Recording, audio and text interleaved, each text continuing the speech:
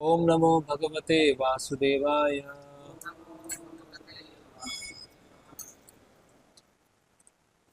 रामाय रामभद्राय रामचंद्राय वेदसे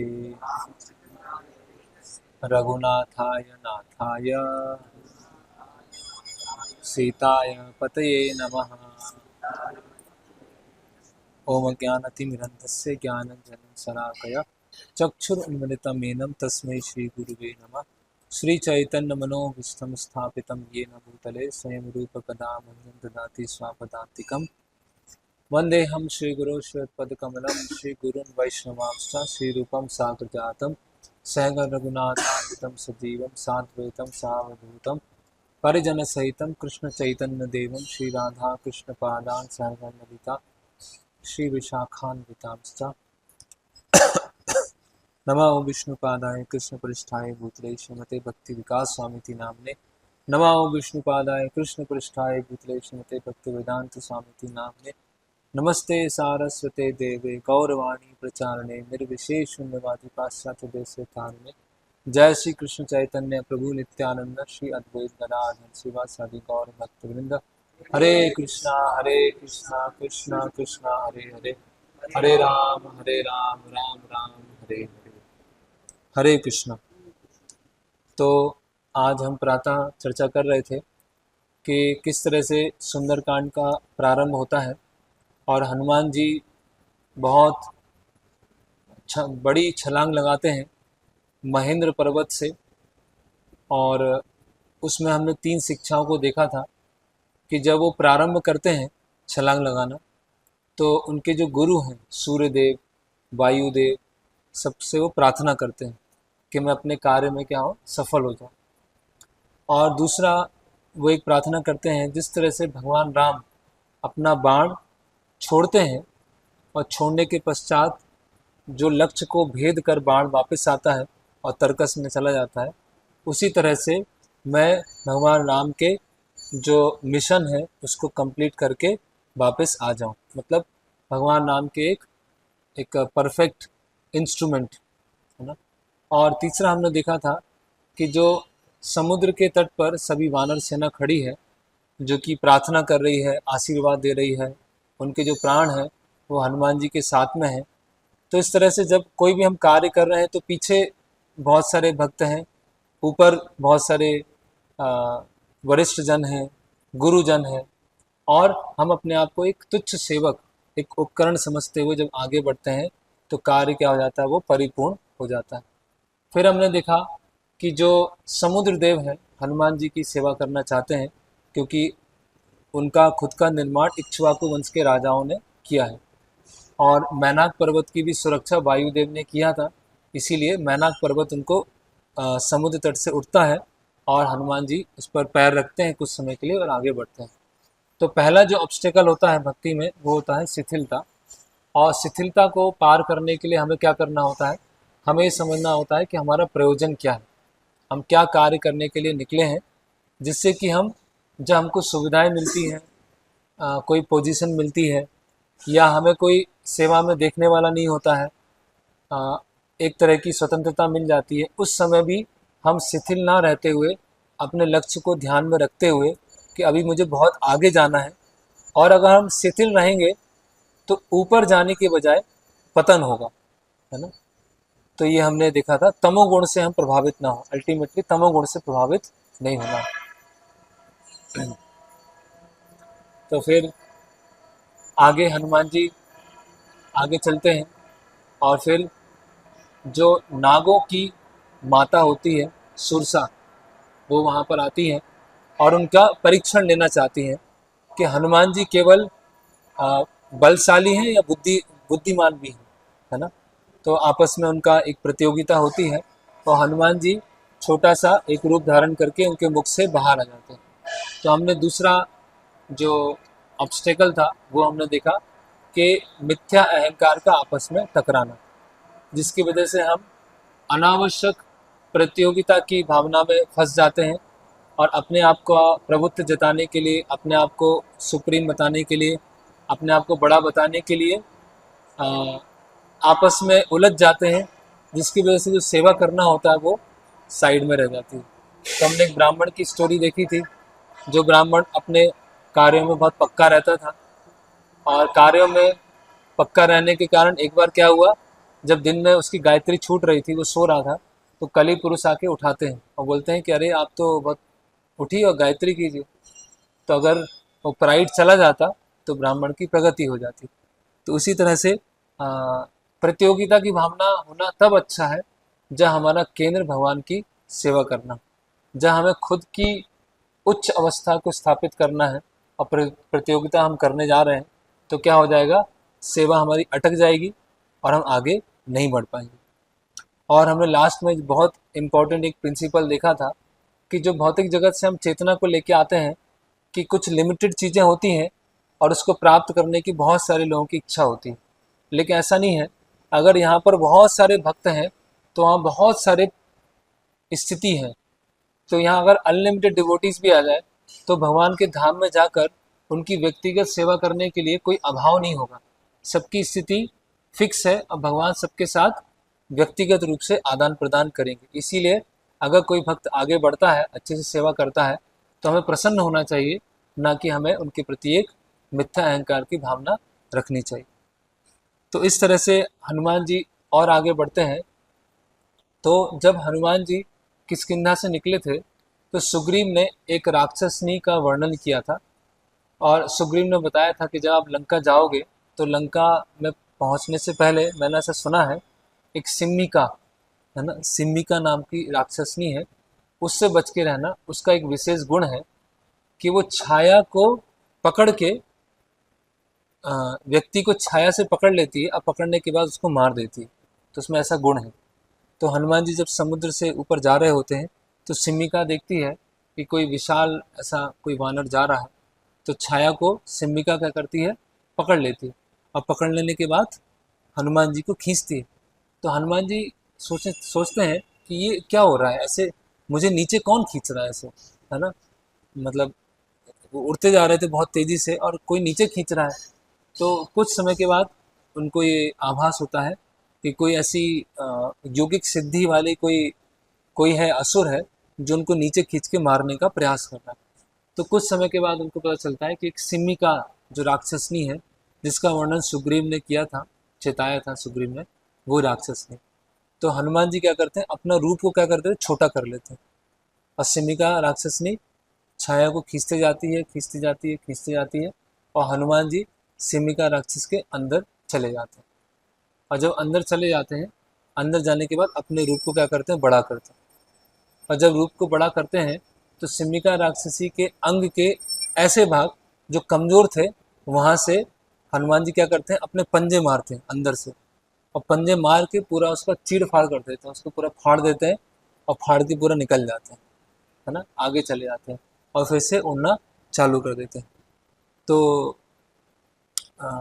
इस तरह से ये जो तीसरा भक्ति में तीसरा हर्डल आता है कि अनावश्यक रूप से किसी को नीचे गिराने का प्रयास करना, है ना, कि कोई अगर सेवा कर रहा है और साधना कर रहा है तो उसकी टांग खींचने का प्रयास करना। जो मिथ्या अहंकार जो है जड़ और चेतन को बांध के रखता है, लेकिन जो द्वेष होता है ना, जो द्वेष होता है वो हमारे भौतिक जगत में गिरने का कारण बनता है।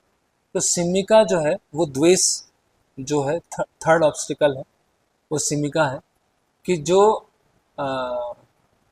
कोई कोई कार्य कर रहा है, कोई भक्तों के लिए कार्य कर रहा है, भगवान के लिए कार्य कर रहा है, तो दूसरे से सहन नहीं हो पा रहा है, और दूसरे से सहन ना होने के बाद उसको पकड़ के उसको नीचे गिराना है, और गिरा के उसको पूरा उसको उसकी चटनी बना देना, उसको बिल्कुल ऐसा कर देना है कि वो कुछ कर नहीं पाए।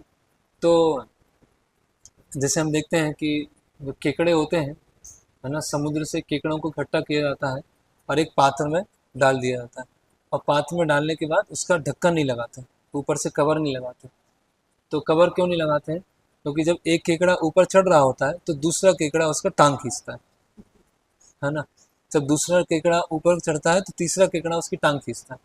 तो क्या होता है, कोई भी केकड़ा है उस पात्र से निकल ही नहीं पाता, सब उधर ही उधर घूम रहे होते हैं, सब एक दूसरे के जो टांग है वो खींच रहे होते हैं।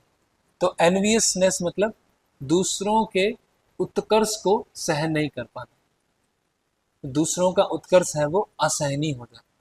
तो एनवी को जैसे नरोत्तम दास ठाकुर बोलते हैं, काम कृष्ण कर्मार्पणे, क्रोध भक्त द्वेषी जने, लोभ साधु संग, अ, साधु संग के लिए लोभ, और मद है ना, मद मतलब भगवान की सेवा में मद है, पागल है ना। तो ऐसे अलग अलग अवगुणों को कैसे भगवान की सेवा में लगाया जा सकता है वो नरोत्तम दास ठाकुर बताते हैं। लेकिन द्वेष ऐसी वस्तु है जिसे भगवान की सेवा में नहीं लगाया जा सकता, उसको पूरा क्रश कर देना होता है, उसको पूरा एकदम तो उसका तहस नहस कर देना चाहिए। तो तहस नहस करने का तरीका क्या है, यहाँ हम बता रहे हैं कि हनुमान जी में क्या है, बल भी है, हनुमान जी में बुद्धि भी है, और हनुमान जी बहुत दक्ष भी है। तो जब भी जिस तरह से हनुमान जी ने दक्षता से सिम्मिका को मारा, उसी तरह से अगर हमारे हृदय में तनिक भी द्वेष जैसा लग रहा है तो ये हमें समझना चाहिए कि हम किसी भक्त का नुकसान करने वाले हैं। अगर हम भक्त का नुकसान करेंगे इसका मतलब भगवान को हम अप्रसन्न करेंगे, है ना। इसीलिए जड़ से उस द्वेष की भावना को हमें निकाल देना चाहिए। जैसे हम देखते हैं कि इंद्र और पृथु महाराज में आपस में कंपटीशन हो गया, है ना। तो पृथु महाराज क्या है, उन्होंने 99 यज्ञ कर लिए और इंद्र ने 100 यज्ञ किए थे। तो इंद्र क्या सोच रहा था कि कहीं ये मेरे बराबर ना हो जाए, तो बार बार घोड़ा चुरा रहा था और घोड़ा चुराकर सन्यासी का वेश धारण कर रहा था। तो बार बार कुछ नया नया ढोंगी सन्यासी वो बन रहा था। तो सबने देखा कि इंद्र बार बार ऐसे ढोंगी सन्यासी बन रहा है, इससे बाकी लोगों को वो मिलेगा, बढ़ावा मिलेगा कि हम भी ऐसे उठ पटांग कुछ भी सन्यासी बन के। तो ब्रह्मा जी वहाँ पर आए और ब्रह्मा जी मैटर को शांत करते हैं। ब्रह्मा जी बोलते हैं, देखो पृथु, तुमको और यज्ञ करने की आवश्यकता नहीं है, मैं तुमसे प्रसन्न हूँ, अब भगवान विष्णु भी तुमसे प्रसन्न है, कोई बात नहीं, तुम्हारे 100 यज्ञ नहीं हो पाए, 99 है, कोई बात नहीं। तो अनावश्यक अगर द्वेष में पड़ने के कारण, है ना। और द्वेष का एक मतलब क्या होता है कि गलतियों को ढूंढना, लेकिन गलतियों को ढूंढने के पीछे हित की भावना ना होना, गलतियों को ढूंढने के पीछे सामने वाले में इम्प्रूवमेंट आए इसकी भावना ना होना। गलती ढूंढना है जिससे उसकी टांग पकड़ के उसको मोड़ के और खींच दिया जाए, उसको नीचे गिरा दिया। तो एक बार एक भक्त आए प्रभुपाद जी से, बोले कि शिला प्रभुपाद, हमारी अथॉरिटी है वो 16 माला नहीं करती, हमारी अथॉरिटी क्या है वो 16 माला नहीं करती। तो प्रभुपाद जी ने कहा, क्या अर्जुन ने कुरुक्षेत्र के युद्ध में 16 माला की थी? तो नहीं। तो ठीक है, तुम अपना काम करो, है ना, उनको अपना कार्य करने दो, है ना। तो हो सकता है वो 16 माला नहीं कर रहे हैं, लेकिन जिस एटीट्यूड से, अगर हम द्वेष के एटीट्यूड से जाएंगे तो उसका क्या होगा, कभी हल, उसका सॉल्यूशन नहीं निकलेगा। तो इसीलिए एनवी को हम कैसे खत्म कर सकते हैं, जो भक्तों का सेवा करके, भक्तों की सेवा करने के माध्यम से, जिनके प्रति द्वेष आ रहा है उन्हीं की सेवा करने लगो, उनकी सेवा करो। जिनसे बन नहीं रही है उन्हीं को वांछा कल्प तरुभ्यस्य कृपा सिंधु एव च, उनके लिए कुछ प्रसाद, आर्टिफिशियल नहीं करना है, लेकिन कुछ उनको सेवा करने का उनके लिए प्रयास करना। तो भक्तों की सेवा करने के माध्यम से इस एनवी वाले गुण को हम ओवरकम कर सकते हैं, है ना। उसी से फिर हम एक विनम्र स्थिति में आएंगे। ऐसे प्रभुपाद जी के बहुत सारे उदाहरण हैं। एक बार व्यक्ति आया कि बोला कि प्रभुपाद जी, ये भक्त अच्छे से नहीं कर रहे हैं, ये अच्छे से नहीं कर रहे हैं, वो ये गलत कर रहे हैं, ये गलत कर रहे हैं। तो प्रभुपाद जी बोलते हैं, तुम आइडियल एग्जाम्पल सेट करो, तुम आदर्श उदाहरण प्रस्तुत करो, और तुम आदर्श उदाहरण प्रस्तुत करोगे तो तुमको देखकर सब अच्छे से फॉलो करेंगे।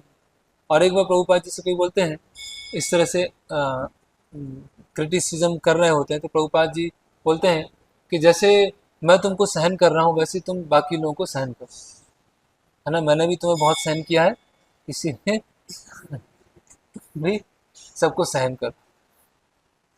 तो इसीलिए ये जो एनवी है उसको हम कैसे, इसको क्रश करना है, इसको पूरा खत्म कर देना है और भक्तों की सेवा करना है, इसके माध्यम से हम एनवी से निकल सकते हैं। फिर हनुमान जी आगे बढ़ते हैं और लंका पास में आने वाली होती है, तो उनको एक मलय पर्वत दिखाई देता है।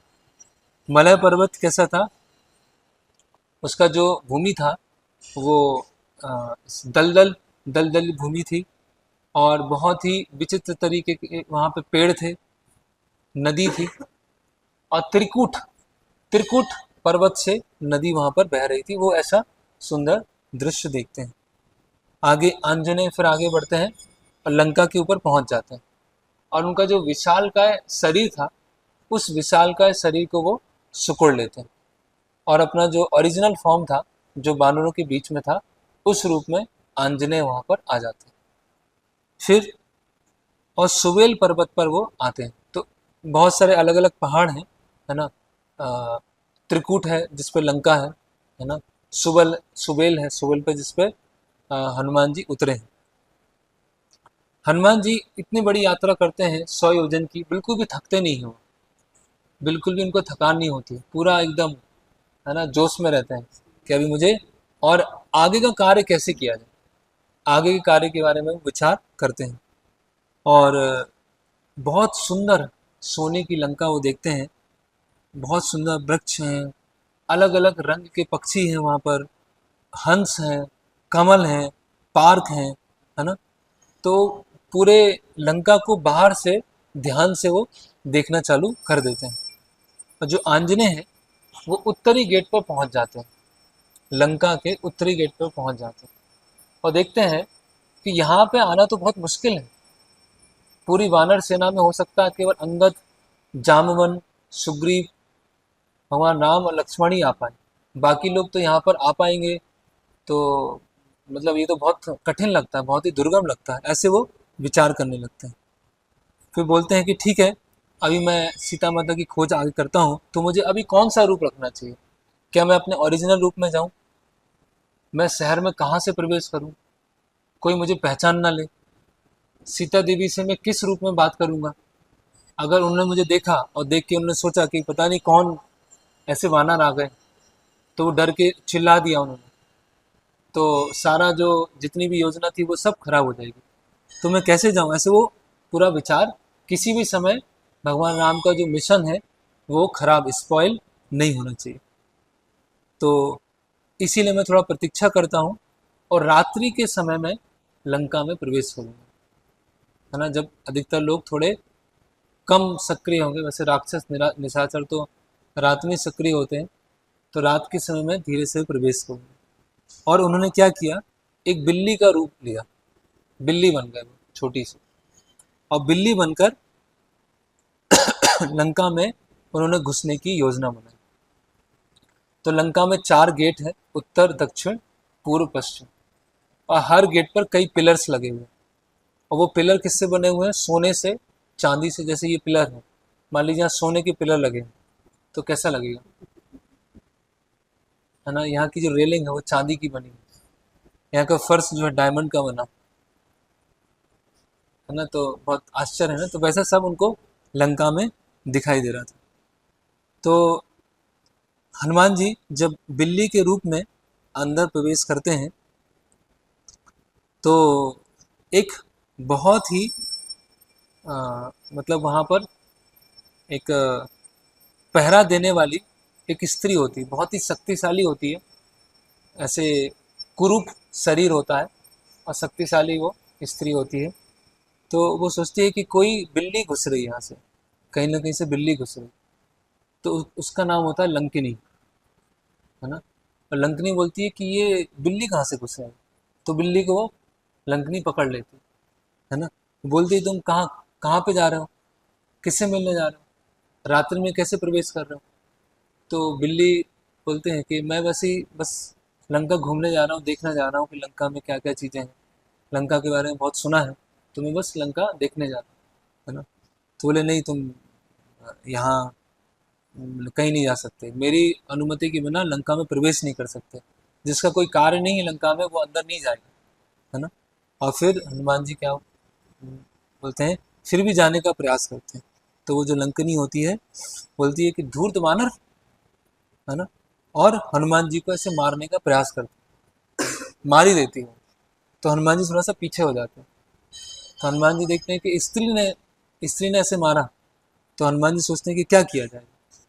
तो हनुमान जी सोचते हैं कि स्त्री है, स्त्री को मारना अच्छा नहीं है, अपना लेफ्ट हैंड से एक चाटा मारते हैं, है ना, एक चाटा मारते हैं, है ना, लाफा। तो लंकनी क्या हो जाती, वो गिर जाती, एक ही चाटे में गिर जाती।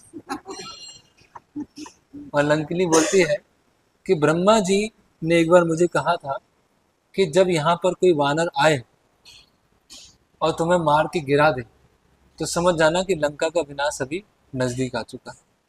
इसीलिए तुम क्या करो, अभी तुम जाओ, लंका में प्रवेश करो, मैं तुमको रोकूंगी नहीं। तो ये जो चौथी कितनी ऑब्स्टेकल हो चुकी है, शिथिलता, द्वेष, नहीं, मिथ्या अहंकार, द्वेष, है ना। और चौथा ये ऑब्स्टेकल आता है भक्ति में, अपोजिशन, है ना। अपोजिशन क्या बोलेंगे, विरोध। तो जब भक्ति करना चालू करते हैं या प्रचार करते हैं, तो बहुत सारे विरोधी खड़े हो जाते हैं।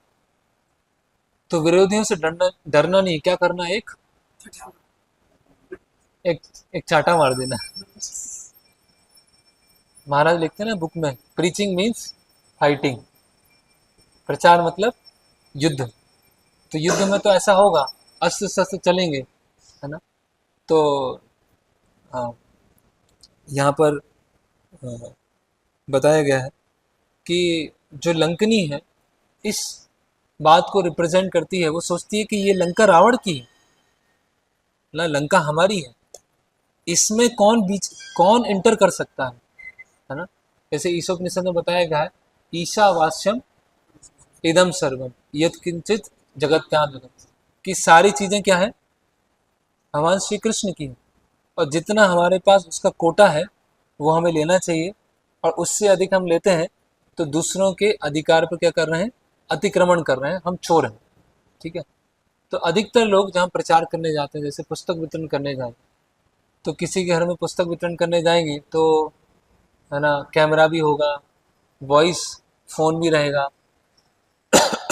और लोग कभी कभी कुत्ता भी छोड़ देते हैं।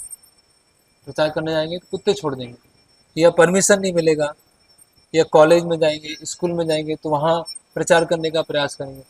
तो ऐसे लंकनी वाले बहुत लोग खड़े होते हैं, है ना, लंकनी का प्रतिनिधित्व करने वाले बहुत सारे लोग खड़े हैं। लेकिन हमें, है ना, बिल्कुल उसमें डरना नहीं है। हनुमान जी क्या है ना, डरे नहीं, बस आगे चल देना है। तो किसी तरह से बुद्धि लगाना है, किसी तरह से ट्रिक लगाना है कि मुझे अंदर घुस जाना है। तो हम देखते हैं कि एक बार रशिया में, है ना, तो रशिया में भक्त लोग पुस्तक वितरण करने का प्रयास कर रहे थे।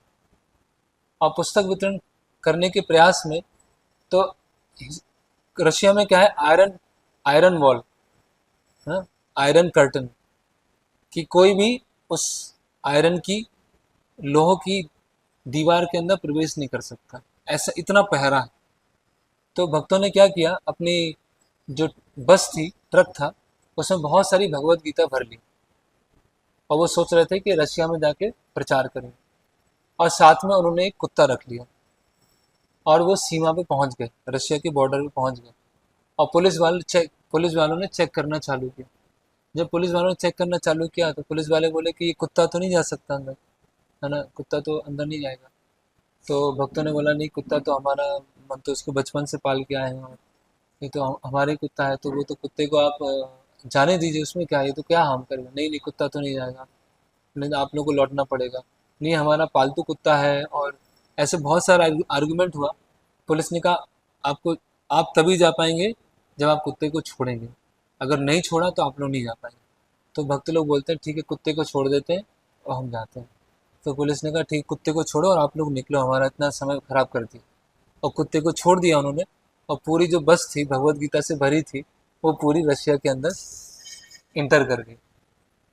और फिर जैसी भगवत गीता अंदर पहुंच गई, तो भक्तों ने उसको लिख कर अलग अलग भाषाओं में ट्रांसलेट करके अंदर अंदर रशिया के अंदर डिस्ट्रीब्यूट करना चालू कर दिया, है ना। तो by the mercy of dog, कुत्ते की कृपा से भगवत गीता अंदर इंटर कर गई। तो ऐसे बहुत सारे प्रचार में क्या होते हैं, रोमांच होते हैं, है ना, एडवेंचर होते हैं, जिसमें हमें फियरलेस रहना चाहिए। तो हनुमान जी क्या सिखा रहे हैं गुण?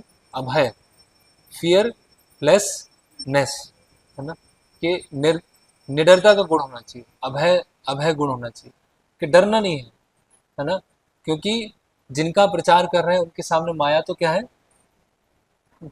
देवी ऐसा गुणमयी मम माया दुरत्या, माम एवा ये प्रपद्यन्ते मायामेतां तरन्ति।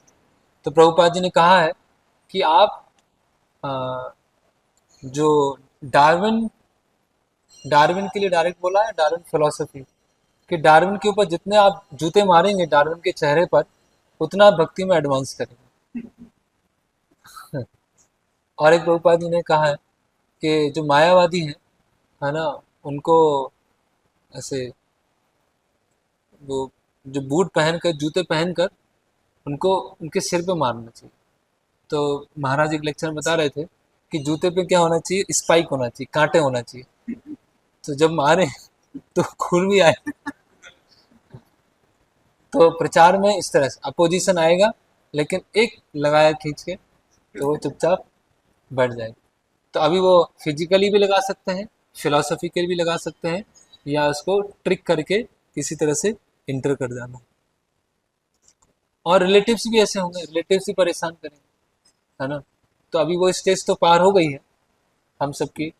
तो जब भी भक्ति में आते हैं, ब्रह्मचारी आश्रम ज्वाइन करने वाले होते हैं, है ना, तो कई बार किन्हीं के घर में ब्रह्मचारी आते हैं तो माता जी बोलते देखो आ जा, लेकिन बाल बढ़ा के आना, बाल, है ना, ऐसे गंजे मत आना। क्योंकि क्या है, आसपास के लोग क्या बोलेंगे, है ना। और कई लोग रिलेटिव्स भी ऐसा बोलते हैं कि पहले तो तुम नॉर्मल थे, अब पता नहीं क्या हो गया, अब तुम बहकी बहकी बातें करने लगे, है ना। और ठीक है भक्ति करो, लेकिन 24 घंटे भी भक्ति क्या है, थोड़ा भगवान के नाम को भी रेस्ट दो, भगवान भी थक जाते हैं। इतना दिन भर हरे कृष्णा, दिन भर हरे कृष्णा, थोड़ा भगवान भी रेस्ट ले। तो इस तरह से लोग बहुत सारे आर्ग्यूमेंट देते हैं, है ना। लेकिन भगवान जैसे हनुमान जी ने किया, वैसे हमें आगे बढ़ते जाना है। अभी हनुमान जी ने क्या किया? गेट से अंदर नहीं गए, दीवार से अंदर गए, है ना। तो मान लीजिए हमारे मंदिर में कोई गेट से नहीं है, दीवार लांग के आए, तो कैसे उसको क्या बोलेंगे?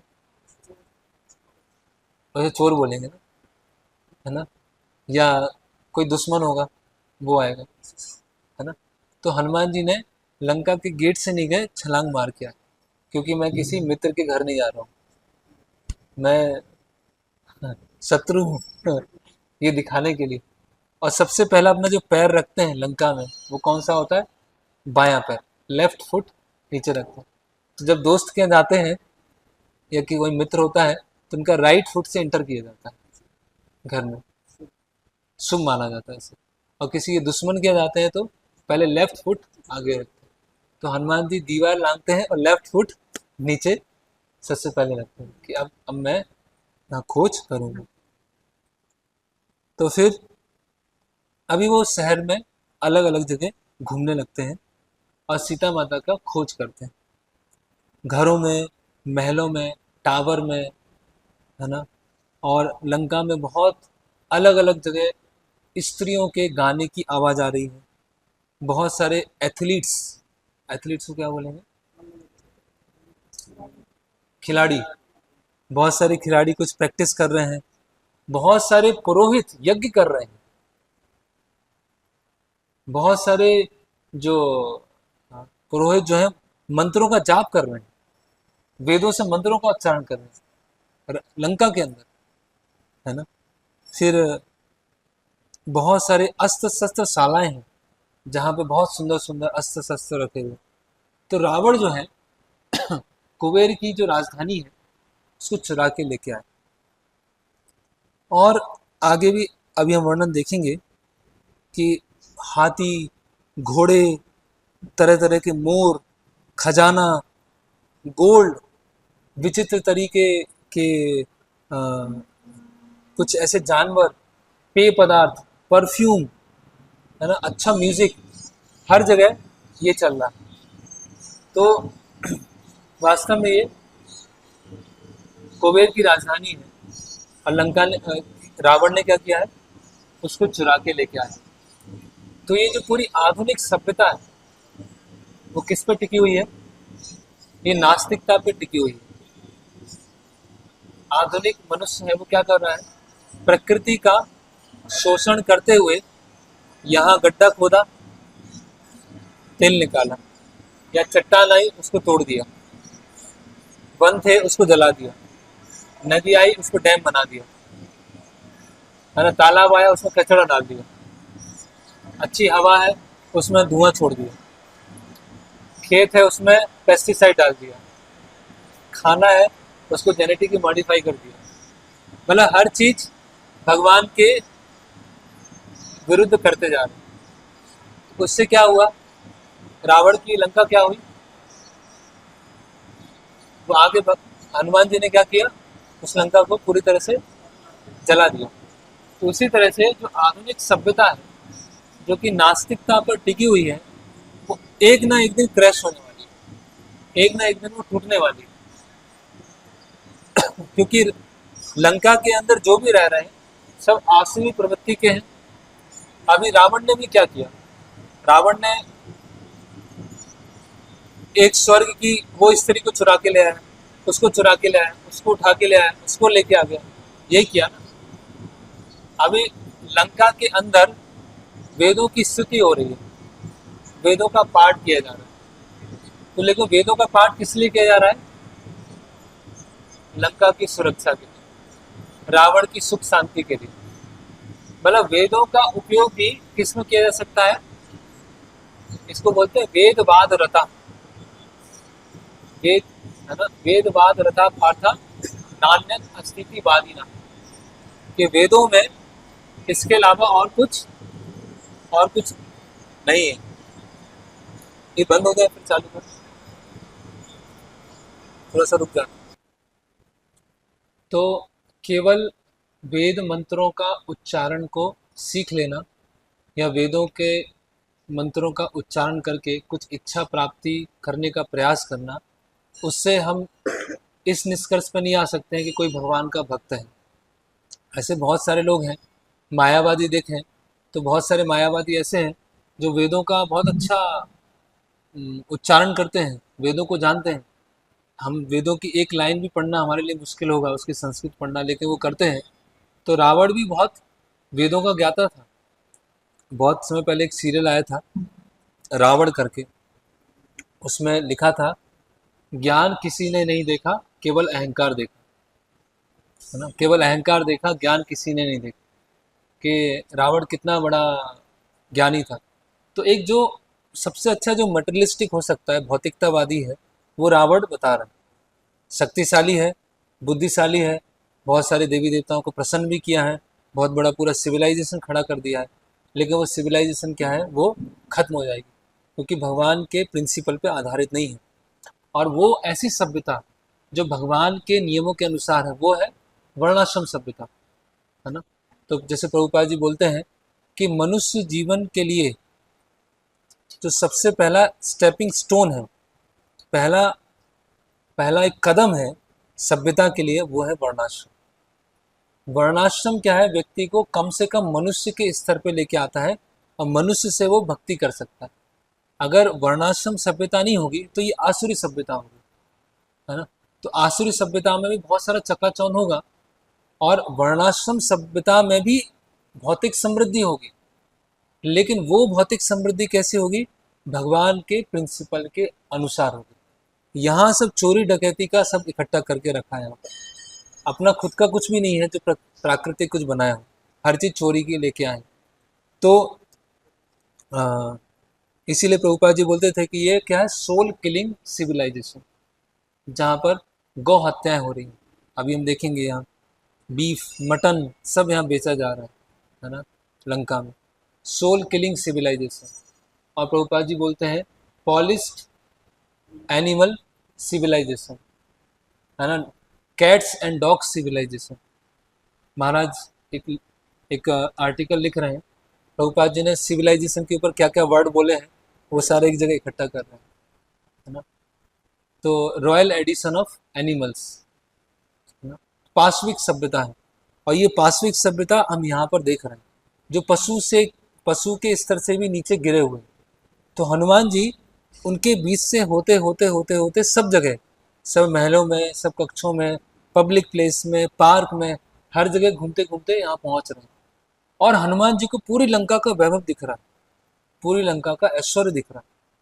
फिर हनुमान जी क्या होते हैं, रावण का जो पैलेस था वो त्रिकूट माउंटेन पर था, तो वहाँ पहुँचते हैं और अंदर प्रवेश करने वाले होते हैं, और जैसे अंदर प्रवेश करते हैं तो गार्ड होते वहाँ को देख लेते हैं, तो वहाँ से वो लौट जाते हैं, और लौटने के बाद फिर लंका का एक बार ब्यौरे पे निकल जाते हैं। और कुछ समय के बाद, जब ये सब रात्रि में चल रहा होता है, रात्रि के अगर 4 प्रहर देखें तो 3 प्रहर में हनुमान जी पूरी लंका में भ्रमण कर रहे हैं। और हनुमान जी कुछ समय के लिए वो निराश हो जाते हैं और सोचते हैं कि पता नहीं ये कार्य पूरा हो पाएगा, नहीं हो पाएगा। फिर आशा जागृत करते हैं कि नहीं, मुझे कार्य करना है, फिर वो ढूंढने चले जाते हैं।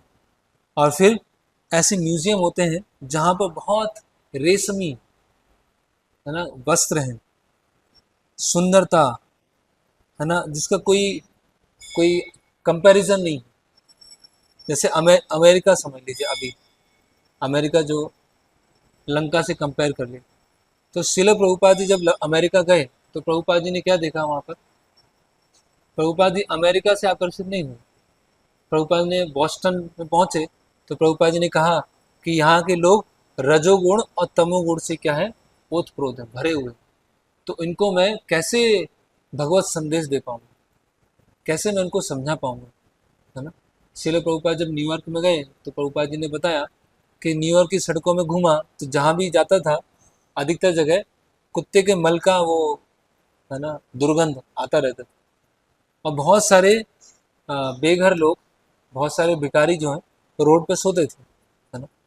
तो प्रभुपाद जी अमेरिका में जाकर अमेरिका को कैसे देख रहे हैं, रजोगुण और तमोगुण से युक्त देख रहे हैं।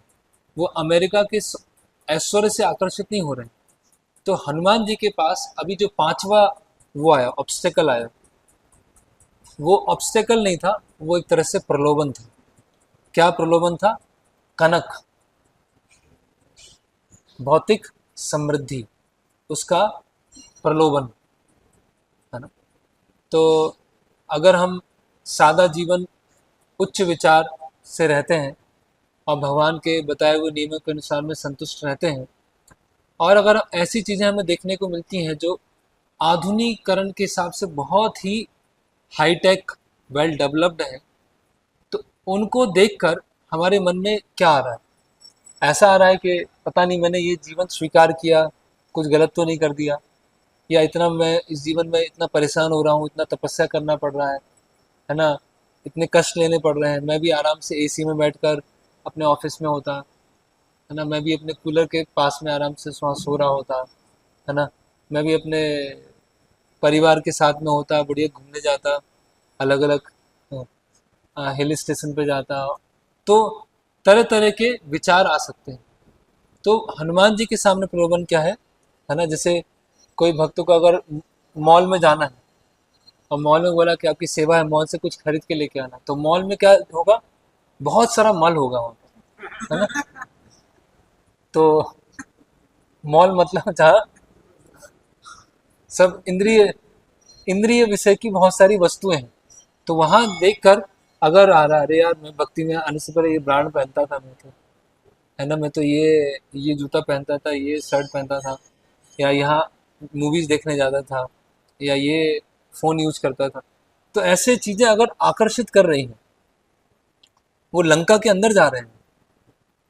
आधुनिक शहर में रहना मतलब लंका के अंदर रहना है, और आधुनिक शहर में रहकर, लंका के अंदर रहकर उसकी भौतिक चकाचौंध से आकर्षित नहीं होना है। ये हनुमान जी अपने व्यक्तिगत उदाहरण से समझा रहे हैं। श्रील प्रभुपाद जी के महल की तरह उनके प्राइवेट रूम थे, पेरिस में, मेलबोर्न में, सैन फ्रांसिस्को में। लेकिन प्रभुपाद जी ने वो अपने निजी क्वार्टर्स क्यों बनाए थे ऐसे? क्योंकि बहुत सारे ऐसे गेस्ट आते थे जो श्रील प्रभुपाद जी से मिलने आते थे, तो उनको फैसिलिटी क्रिएट करने के लिए उन्होंने ऐसे रूम बनाए थे। लेकिन प्रभुपाद जी का जो अंतिम मंदिर बनाया था भुवनेश्वर में, तो प्रभुपाद जी भुवनेश्वर में रहते हैं और छोटी सी ऐसी कुटिया में रहते हैं। वहाँ खुद हैंडपम्प चलाते हैं, स्नान करते हैं। प्रभुपाद जी मायापुर में शुरुआत दिन में रहते हैं, अपनी कुटिया में रहते हैं, और वहाँ रोड भी नहीं है और प्रॉपर पानी भी नहीं आ रहा है, मौसम भी ऐसा हो रहा है, और प्रभुपाद जी वहाँ पर रह रहे हैं। प्रभुपाद जी ऐसा नहीं कि उनके जो मेलबोर्न या पेरिस में जो उनके अच्छे क्वार्टर से वहाँ जाना चाहते हैं, जहाँ आवश्यकता है वहाँ प्रभुपाद जी तैयार हैं। तो भौतिक समृद्धि को देखकर, है ना, इसीलिए जब गृहस्थ भक्त हमें प्रसाद के लिए आमंत्रित करें, तो प्रसाद के लिए जब आमंत्रित करें तो उसमें हमें बहुत सावधान भी रहना चाहिए, है ना। जब वहाँ पर हम जाएं तो ऐसा नहीं कि आश्रम में तो डांटते ही रहते हैं, कभी कभी लेट हो जाता है तो प्रसाद भी नहीं मिलता है, प्रसाद भी नहीं रखते हैं। यहाँ देखो कितने अच्छे से, कितने प्रेम से प्रसाद खिलाया जा रहा है, और कितना अच्छा मासूम बच्चा है ना। इतना खराब भी नहीं है, गृहस्थ आश्रम इतना भी खराब तो नहीं है। इतनी भर्त्सना करते रहते हैं शास्त्रों में, लेकिन तो इसीलिए सुखदेव गोस्वामी कितना रुकते थे किन्हीं गृहस्थ के यहाँ। गाय का दूध निकालने का जितना समय होता था, और दूध देते थे, पीते थे और चले जाते थे, उतने समय के लिए वो किन्हीं गृहस्थ के यहाँ रुकते थे, है ना। इसीलिए बहुत आतुर नहीं होना चाहिए कि तरह तरह के प्रसाद के लिए गृहस्थ भक्तों के यहाँ जाना, तरह तरह का प्रसाद लेना, उसके लिए आतुर नहीं होना चाहिए। क्योंकि उसमें वो जो इनवाइट कर रहे हैं उसमें अपने आप में गलती नहीं है। क्योंकि अगर हम सही चेतना में नहीं है तो हम क्या हो सकते हैं, वो ट्रैप में फंस सकते हैं, है ना। इसीलिए हनुमान जी क्या कर रहे हैं, लंका का ऐश्वर्य देख रहे हैं, वैभव देख रहे हैं, लेकिन उससे तनिक भी क्या है, आकर्षित नहीं हो रहे। फिर आगे क्या होता है कि हनुमान जी फिर आगे बढ़ते हैं और सीता माता को अलग अलग महलों में ढूंढते हैं। प्रहस्त, महापार्श, कुंभकर्ण, विभीषण, इंद्रजीत, महोदय, विरूपाक्ष, जाम्बुवली, तो सभी के कक्ष में वो ढूंढना चालू करते हैं, और वहां पर भी सीता देवी नहीं मिलती। फिर वो आगे चलते हैं तो उनको ऐसे बड़े बड़े क्षेत्र दिखाई देते हैं जिसमें बहुत विशाल विशाल हाथी हैं, वहाँ जहाँ पे बहुत सारे पैदल सैनिक हैं, बहुत सारी पालकी रखी हुई है, बहुत सारे मोर वहाँ पे नाच रहे हैं, ऐसे पिंजड़े रखे हुए हैं, और बहुत दुर्लभ कॉस्टली चीजें भी पूरी ऐसी बिखरी हुई हैं लंका में। तो हनुमान जी फिर आगे बढ़ते जाते हैं। फिर यहाँ बताया गया है कि पुष्पक विमान के पास पहुंचते हैं। अब पुष्पक विमान भी क्या है, वो भी चोरी का है। हर चीज चोरी की है वहां पर, कोई भी खुद का बनाया हुआ नहीं। और वो रावण ये भी करता है कि लंका से स्वर्ग जाने के लिए एक सीढ़ी तैयार करता है। किस लिए करता है, कि इसी शरीर में स्वर्ग जा सके। इसी तरह से जो आधुनिक जो वैज्ञानिक हैं वो भी क्या चाहते हैं कि इसी शरीर में हम उच्च लोकों में जा सकें। तो उनको उच्च लोक, निम्न लोक, मतलब इसमें तो विश्वास है ही नहीं कि पुण्यशाली लोग ऊपर जाते हैं, जो पापी लोग होते हैं वो नीचे जाते हैं। लोग अपने यंत्रों के माध्यम से वो क्या करना चाह रहे हैं, वो उच्च लोकों में जाने का प्रयास कर रहे हैं। तो ये प्रयास केवल अभी नहीं हो रहा है, ये प्रयास रावण के समय भी हुआ था। रावण ने भी ये प्रयास किया था कि वो मैकेनिकल तरीके से, यांत्रिक तरीके से उच्च लोकों में पहुंच जाए। तो पुष्पक विमान वहाँ पर रखा हुआ है, और पुष्पक विमान का वर्णन काफ़ी बड़ा बताया गया है। ये पुष्पक विमान क्या है, पूरे सोने से बना हुआ, एकदम प्योर गोल्ड से बना हुआ, और इसमें हंस हंस लगे हुए हैं, हंस तैयार खड़े हुए हैं कि कहीं विमान को ले जाना है। फिर सुंदर सुंदर कार्विंग बनी हुई है, मोर, पक्षी, हंस की कार्विंग है, गोल्ड है, कोरल है, डायमंड है, एमरल्ड है। तो बहुत अच्छे अच्छे रत्न जो है उस पुष्पक पुष्पक विमान पे लगे हुए हैं। और उस पुष्पक विमान पर महालक्ष्मी की एक इमेज भी है, एक कलाकृति भी महालक्ष्मी की वहाँ लगी। तो हनुमान जी उस पुष्पक विमान के चारों तरफ घूमने लगते हैं, और घूमने के पश्चात फिर भी वो देखते हैं कि यहाँ पर सीता माता नहीं है।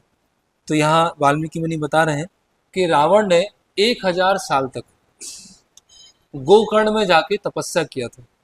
और गोकर्ण में जाके जब तपस्या किया था तो उसको बहुत बल मिल गया था, और बल मिलने के बाद उसने कुबेर की राजधानी भी उठा ली, और कुबेर का जो विमान था पुष्पक विमान वो भी उठा लिया। तो इस तरह से वो और आगे बढ़ते हैं।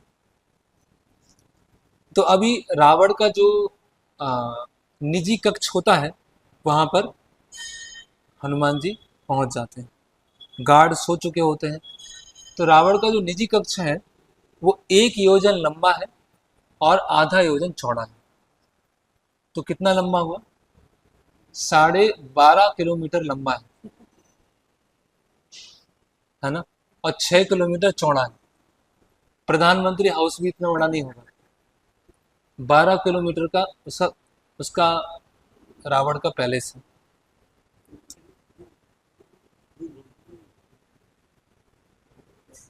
रेसिडेंस लिखा है रावण से, रेसिडेंस। उसमें फिर निजी कक्ष भी होते हैं। रावण का जो निजी महल है, सबके अपने अपने महल है, उसका जो महल है इतना लंबा और इतना चौड़ा है। तो अभी जो आंजनेय है, अभी उनको दूसरा एक बड़ा प्रलोभन आता है। वो जो प्रलोभन होता है वो इस कनक से भी अधिक डेंजरस होने वाला है। तो जो आंजनेय है, हनुमान जी हैं, जो रावण का निजी कक्ष था, उस निजी कक्ष में अलग अलग क्या थे, ऐसे छोटे छोटे कक्ष बने हुए थे। निजी कक्ष में भी अलग अलग कंपार्टमेंट बने हुए थे।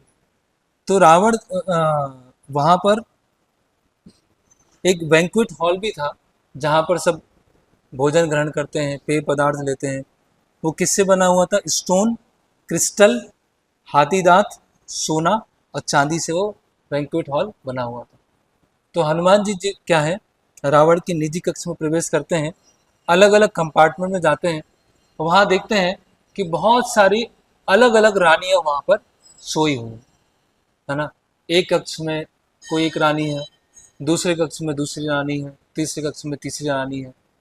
तो हनुमान जी क्या है, नैष्टिक ब्रह्मचारी है। हनुमान जी क्या है, नैष्टिक ब्रह्मचारी। तो एक नैष्टिक ब्रह्मचारी को रात्रि के समय में किसी के निजी कक्ष में जाना जहां पर स्त्रियां सो रही हैं, वो क्या है, पूरी तरह से निषेध है। तो हनुमान जी को इतना ऐसा ऐसा टास्क मिला है, ऐसा कार्य मिला है, इसके लिए उनको ऐसी परिस्थितियों से गुजरना पड़ रहा है। हनुमान जी को ऐसी परिस्थिति से जाना पड़ रहा है। तो हनुमान जी और और वहां पे बताया है कि कोई स्त्री जो है, किन्हीं ने शराब पी रखी है, रात्रि में सोने से पहले शराब पिया था, तो वो इस तरह से शराब में धुत हैं। और कोई स्त्री है, उन्होंने मीट खाया है, ऐसे मीट मटन खाया है, तो उसकी पूरी वहाँ पे दुर्गंध आ रही है ना। किन्हीं के जो आभूषण हैं वो पूरे बिखरे हुए हैं। तो हनुमान जी जब ऐसी परिस्थिति से गुजर रहे हैं, तो हनुमान जी विचार कर रहे हैं, अभी वो खुद विचार करते हैं कि मुझे यहाँ पर आना चाहिए कि नहीं आना चाहिए, है ना, मुझे यहाँ पर आना चाहिए कि नहीं आना चाहिए। तो हनुमान जी बोलते हैं क्योंकि मेरे प्रयोजन में किसी भी तरह की त्रुटि नहीं है, मेरे लक्ष्य में किसी की भी तरह की त्रुटि नहीं है। मेरा लक्ष्य है सीता माता को खोजना। अभी सीता माता को खोज करने के लिए मुझे रावण के निजी कक्ष में तो आना ही पड़ेगा, और मैं कहाँ जाऊँ? पूरी लंका में ढूंढ लिया है, सभी महलों में ढूंढ लिया है।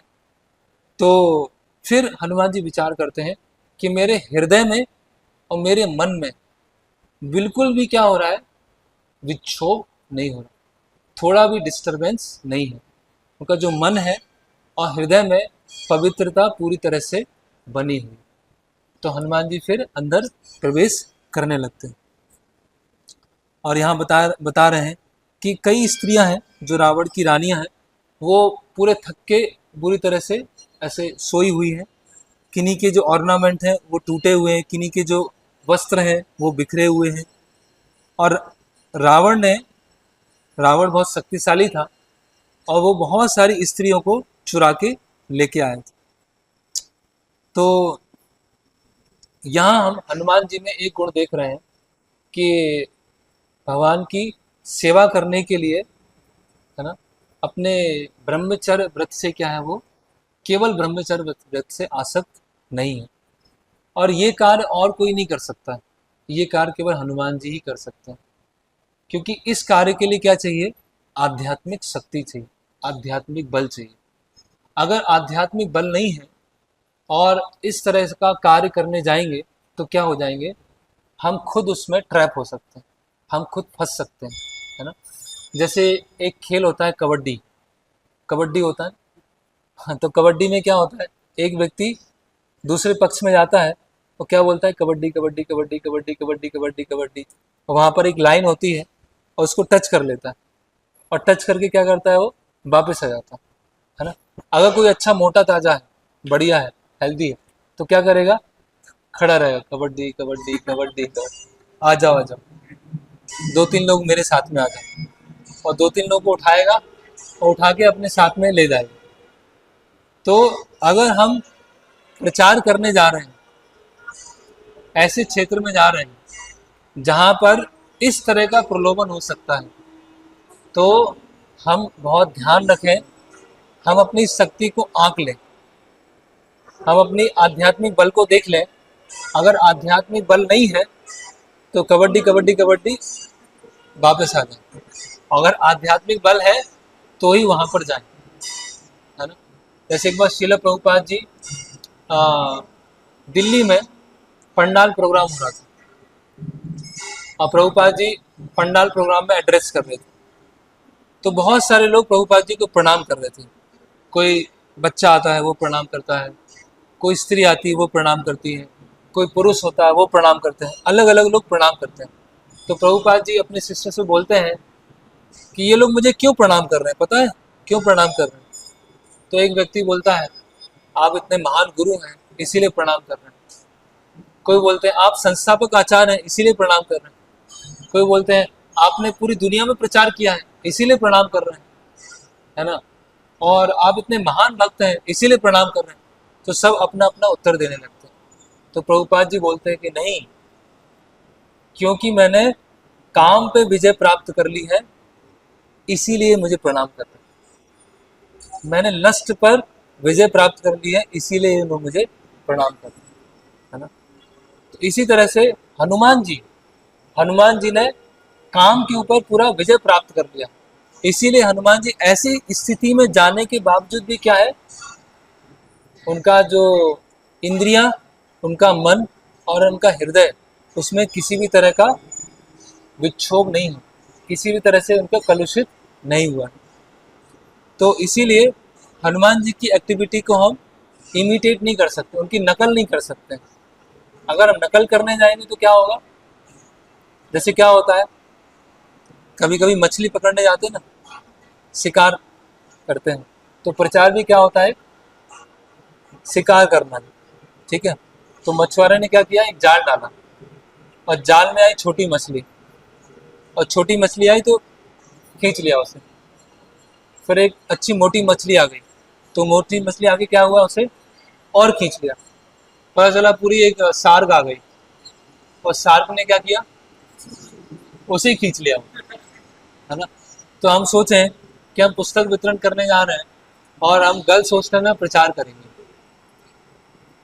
गर्ल्स हॉस्टल में जाके हम पुस्तक वितरण करेंगे, तो क्या होगा, क्या प्रॉब्लम हो सकती है कि इसीलिए अपनी स्थिति को आकलन करते हुए हम श्रील प्रभुपाद जी को देखते हैं कि प्रभुपाद जी जब न्यूयॉर्क में प्रचार करने गए तो किन से घिरे हुए, हिप्पी से। और इसमें केवल हिप्पी मेल नहीं है, बहुत सारी फीमेल्स हैं, और जो फीमेल्स हैं उनकी एज क्या है, 16 साल, 18 साल, 20 साल, 22 साल, 25 साल, ऐसे समूह से श्रील प्रभुपाद जी घिरे हुए हैं। अगर हमने वीडियो देखे हो सैन फ्रांसिस्को के या न्यूयॉर्क के, तो बहुत सारे पुरुष, बहुत सारी स्त्रियां, वो भी नवयुवक हैं, वो प्रभुपाद जी को घेरे हुए हैं, और प्रभुपाद जी वहाँ क्या कर रहे हैं, प्रचार कर रहे हैं। तो वो कौन कर सकता है, वो कौन कर सकता है, वो हनुमान जी जैसे, प्रभुपाद जैसे हनुमान जी हैं समुद्र को लांग के गए, उसी तरह प्रभुपाद जी भी क्या है, समुद्र को लांग कर अमेरिका जो लंका वहां पहुंच गए। जय प्रभुपाद। और प्रभुपाद जी ऐसे ही घूम रहे हैं, है ना, न्यूयॉर्क में, पेंसिल्वेनिया में। जो सब हनुमान जी के साथ हो रहा है वो सब प्रभुपाद जी के साथ में वहां पर हो रहा है। तो प्रभुपाद जी जैसे महान शुद्ध भक्त कर सकते हैं। तो इसीलिए हमें ये भी ध्यान रखना है, जैसे मैंने पहले ही बताया था, कि अगर कोई हम प्रचार कर रहे हैं, कोई माता जी है, कोई स्त्री है, अगर बहुत अधिक फैमिलियर हो रही है, बहुत ज़्यादा ओवर फैमिलियर हो रही है, बहुत अधिक सेवा करने का प्रयास कर रही है हमारे प्रति, तो इसका मतलब क्या है, खतरे की घंटी बज चुकी है। इसीलिए बहुत सावधान हो जाना चाहिए। अभी वो जो माता जी हैं उनके मन में कुछ नहीं हो सकता ऐसा, वो तो एक सेवा के तौर पे कर रही है, लेकिन डोंट ट्रस्ट द माइंड, मन पे कभी विश्वास नहीं करना चाहिए। इसीलिए भक्ति सिद्धांत महाराज क्या बोलते हैं कि सुबह उठते साथ झाड़ू मारना चाहिए और रात में सोते समय जूते मारना चाहिए। तो सुबह झाड़ू और शाम को जूते, तो मन को जब ये पढ़ेंगे तो मन को ये पता चलेगा। और कभी कभी क्या होता है, जो कोई माता जी होते हैं वो सबसे पहले, ऐसा नहीं है, वो भी वैष्णवी हैं, वो भी भक्ति कर रही हैं, लेकिन उनको भी सुरक्षा चाहिए ना, उनको भी प्रोटेक्शन चाहिए। तो सबसे अच्छी सुरक्षा कौन दे सकता है? सबसे अच्छा ब्रह्मचारी,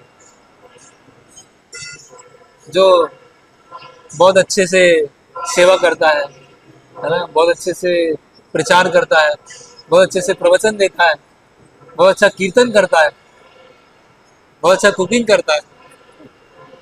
जो सबसे अच्छा बढ़िया ब्रह्मचारी है, महाराज लिखते हैं बीकेसी में, ऐसा लिखते हैं। अभी वो स्त्रियों का भी दोष नहीं है, क्योंकि उनको उनको संरक्षण चाहिए, और सबसे अच्छा संरक्षण कौन प्रदान कर सकता है? जो सबसे अच्छा ब्रह्मचारी होता है। तो ब्रह्मचारी क्या हो जाते हैं? टारगेट में आ जाते हैं, है ना। इसीलिए ब्रह्मचारियों को क्या करना चाहिए? हनुमान जी से प्रार्थना करना चाहिए कि मुझे भक्ति देवी के दर्शन करना है, सीता माता की खोज करना है और भगवान राम को संदेशा देना है।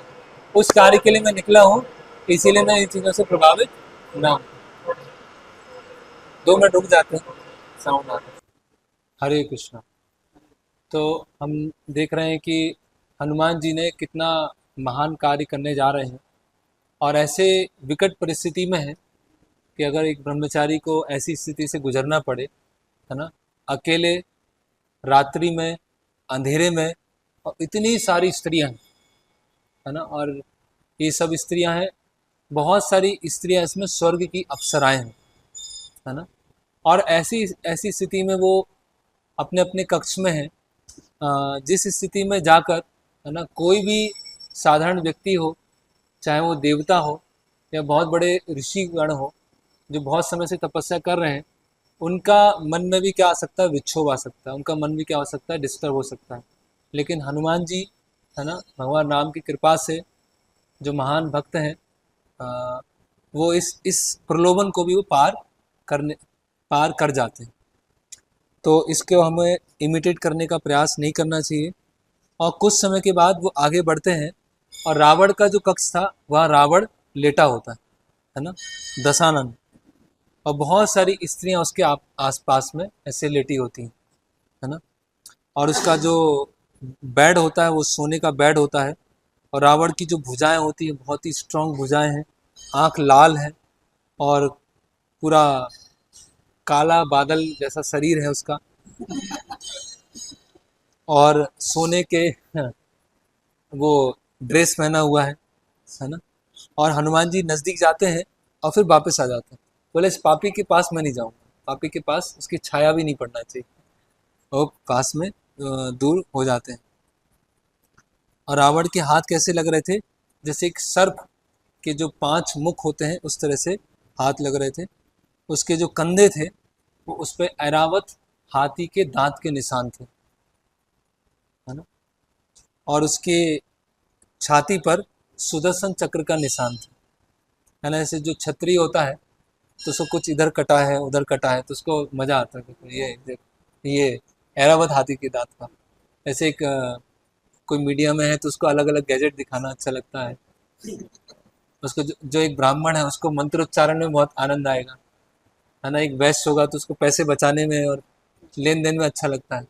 उसी तरह से एक क्षत्रिय को क्या लगता है कि देखो इतने सारे शरीर में घाव हैं, मैंने इससे लड़ा था, इसको हराया था, इससे लड़ा था। तो सबका एक क्या होता है, स्वभाव होता है, और उसके अनुसार वो कार्य करते हैं।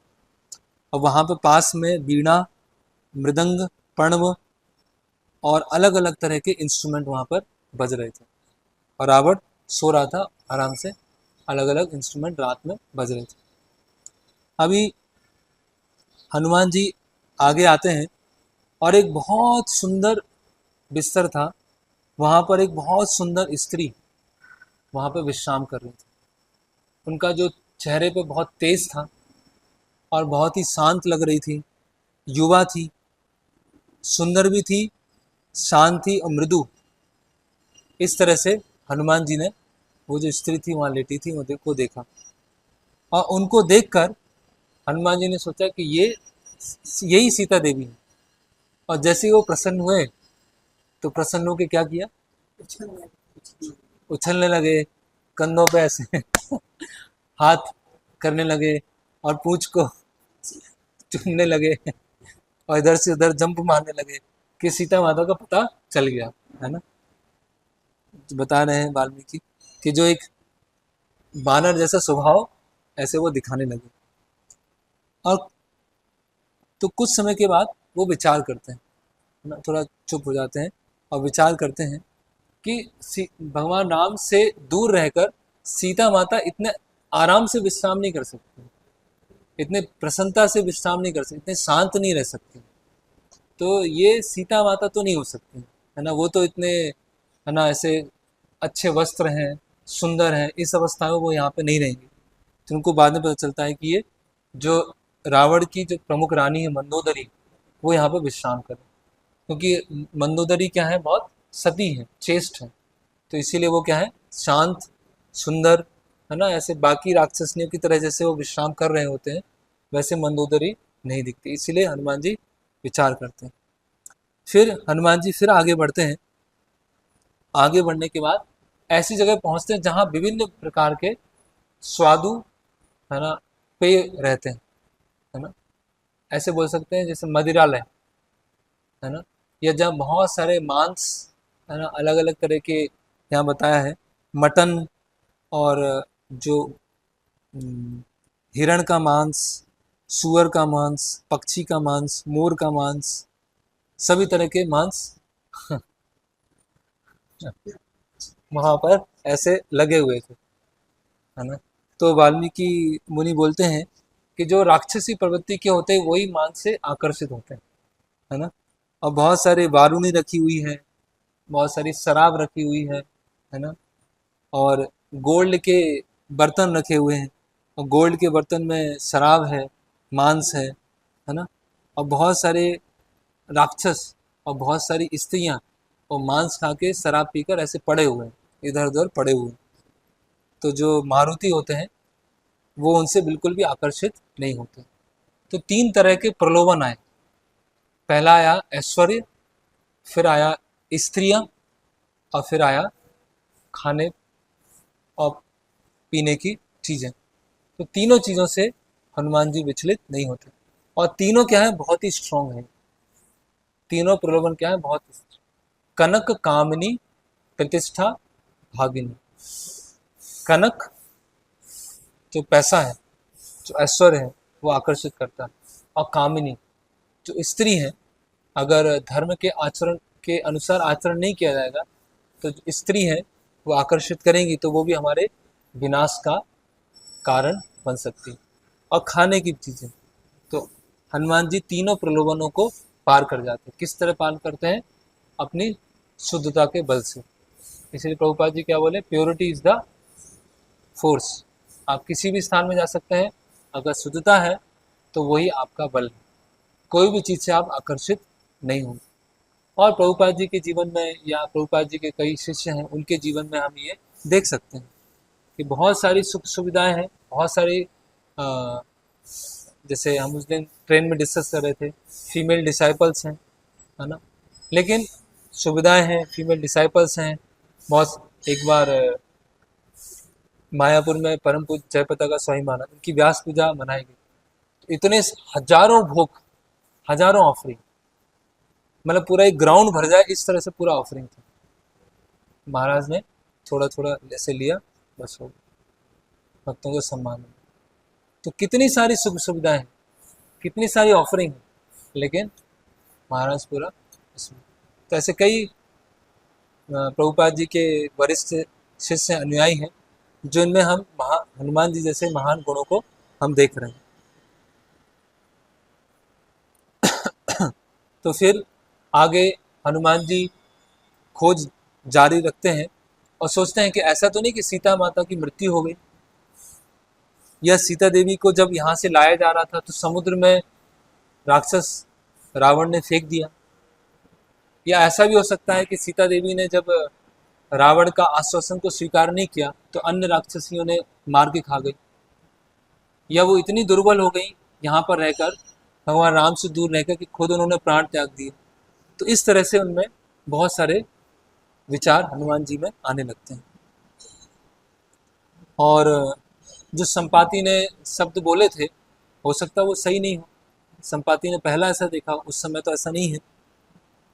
और वो विचार करते हैं कि अगर ऐसी अवस्था में बिना संदेशा दिए हुए मैं वापस आया तो जो वानर सेना वहाँ प्रतीक्षा कर रही है सब अपने प्राण वहाँ पर त्याग देंगे। अगर वानर सेना ने प्राण त्यागे और किष्किंधा तक खबर नहीं पहुंची तो भगवान राम लक्ष्मण प्राण त्याग देंगे, और भगवान राम और लक्ष्मण ने प्राण त्यागे तो सुग्रीव और सारी वानर सेना ने प्राण त्याग देंगे। अगर उन्होंने प्राण त्यागे और अयोध्या तक खबर पहुंचा तो भरत और शत्रुघ्न भी प्राण त्याग देंगे, कौशल्या माता, सुमित्रा माता वो प्राण त्याग देगी, और सारे अयोध्यावासी प्राण त्याग करेंगे। तो अगर मैंने ये सेवा नहीं किया तो इतने सारे लोगों के मृत्यु का कारण मैं बनूंगा, इतने सारे लोगों के मैं प्राण त्यागने का मैं कारण बनूंगा। इसीलिए क्या करते हैं कि अभी मैं फिर से प्रयास करता हूँ, ऐसा ब्रेक ले लेते हैं। तो इस तरह से हनुमान जी विचार करने लगते हैं कि अगर ये कार्य संपन्न नहीं हुआ तो इतने सारे वानर सेना, अयोध्यावासी, भरत, शत्रुघ्न, माताएं सब अपने प्राण त्याग देंगे। तो इससे हम समझ सकते हैं कि हनुमान जी का जो कार्य है उसकी जो गंभीरता है वो कितनी अधिक है। सभी लोगों के जो प्राण हैं वो हनुमान जी के साथ में गए हैं।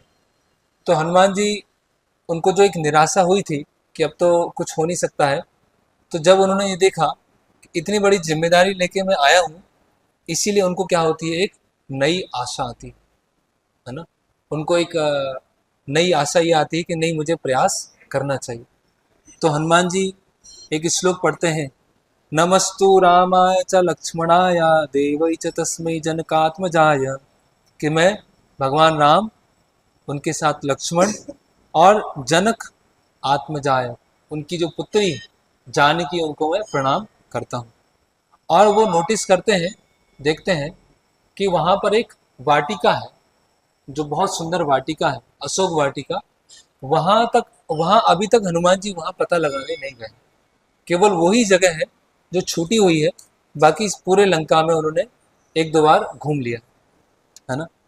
तो हनुमान जी तुरंत समझ जाते हैं कि सीता माता जो है लंका की राजधानी में, रावण के कक्ष में, ऐसे महलों में नहीं रहेंगी, वो किसी ऐसे प्राकृतिक जगह रहेंगी जिससे उनको भगवान राम का स्मरण हमेशा आती रहे।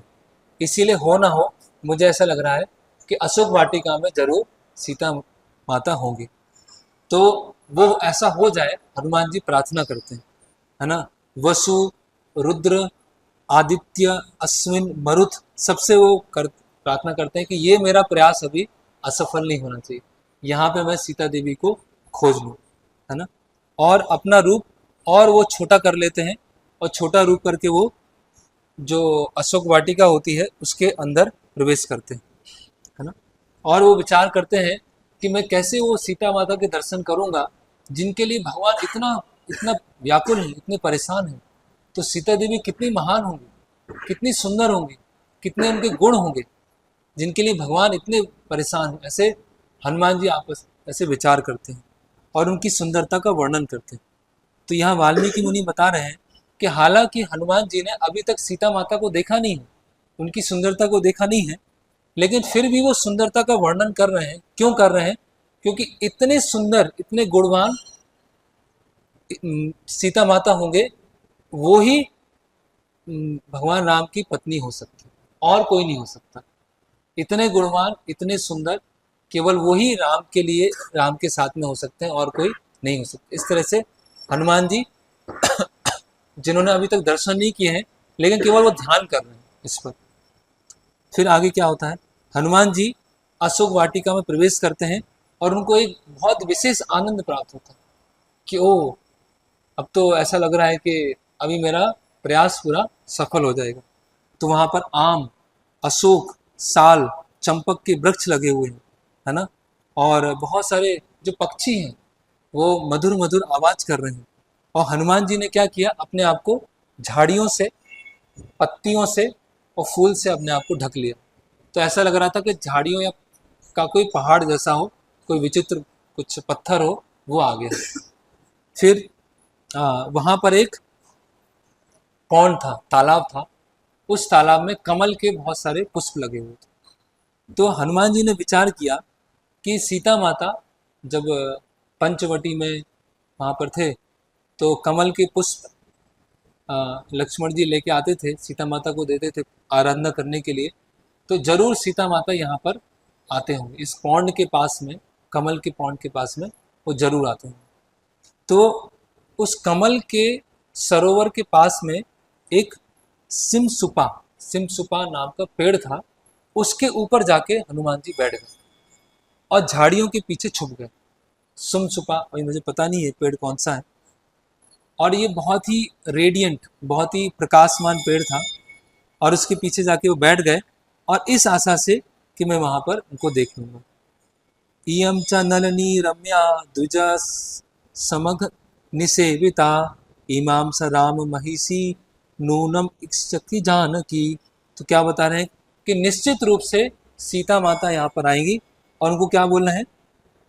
रामस्य द्विज राम महिषी। सीता माता को किस तरह से देख रहे हैं? भगवान राम के साथ में देख रहे हैं, है ना। तो यहाँ वाल्मीकि मुनि बता रहे हैं कि जब हम राम को देखते हैं तो सीता माता का स्मरण आना चाहिए, और जब सीता माता को देखते हैं तो भगवान राम का स्मरण आना चाहिए। दोनों को साथ में, है ना। जैसे रावण ने क्या किया? अलग करने का प्रयास किया। शूर्पणखा ने क्या किया? सीता माता को हटाकर भगवान राम के साथ भोग करना चाहा। लेकिन विभीषण ने क्या किया? दोनों को साथ में मिलाने में सहायता की। तो फिर आगे ये जो पूरा जो अशोक वाटिका थी, वो नंदन कानन की तरह दिख रही थी, कुबेर के चैत्र रथ की तरह दिख रही थी। और कुछ समय के बाद अब यहाँ पर आता है कि हनुमान जी उस सिमसुपा वृक्ष के ऊपर से एक स्त्री को देखते हैं, जो कि बहुत सारी राक्षसनियों से घिरी हुई है, बहुत ही दुर्बल हो गई है, बहुत ही ऐसे शरीर एकदम पतला हो गया है, और उनके जो वस्त्र हैं वो कैसे हैं? बहुत गंदे हो गए, है ना। तो उस हनुमान जी सोचते हैं कि यही होगी सीता माता। अभी वाल्मीकि मुनि बता रहे हैं कि भगवान राम की उपस्थिति में सीता माता की क्या स्थिति है। तो इससे हम शिक्षा लेते हैं कि इस एक जीव को इस भौतिक जगत में कैसे रहना चाहिए। एक जीव को, जिसको भगवान राम के पास वापस लौटना है, उस जीव को इस भौतिक जगत में कैसे रहना चाहिए। अगर जीव उस तरह से रह रहा है, और गुरु जब देखते हैं कि इस जीव की बहुत प्रगाढ़ इच्छा है भगवान राम के पास वापस लौटने की, तो फिर गुरु क्या होते हैं? उस जीव का संदेश भगवान राम तक ले जाते हैं। लेकिन अगर जीव इस भौतिक जगत में है और बहुत ही आनंद से रह रहा है, बहुत सुखी से रह रहा है, उसे कोई चिंता ही नहीं है कि मुझे भगवत धाम जाना है, यह भगवत धाम जाने की चिंता है, लेकिन ऐसी चिंता नहीं है, वो भोग भी करना चाहता है, भक्ति भी करना चाहता है। तो गुरु क्या सोचते हैं कि इसको अभी रहने दो, यहाँ अभी ये यहाँ भोग करना चाहता है, रहने। तो सीता माता की स्थिति कैसी है? तो यहाँ बताया जा रहा है, जिस तरह से एक अग्नि धुएं से ढकी होती है।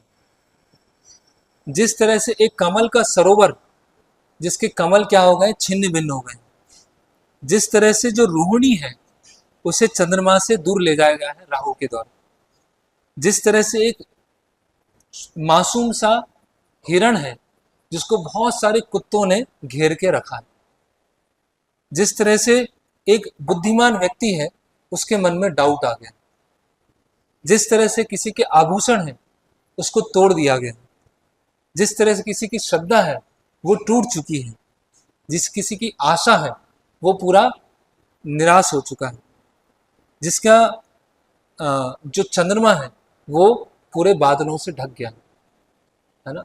अभी ये उपमाएं समझने के लिए, उसके लिए भी कोई गांव में रहा हो तब वो समझ पाएगा, या वर्णाश्रम में रहता हो तो वो समझ पाएगा, शहर के लोग तो वो समझ भी नहीं पाएंगे, है ना।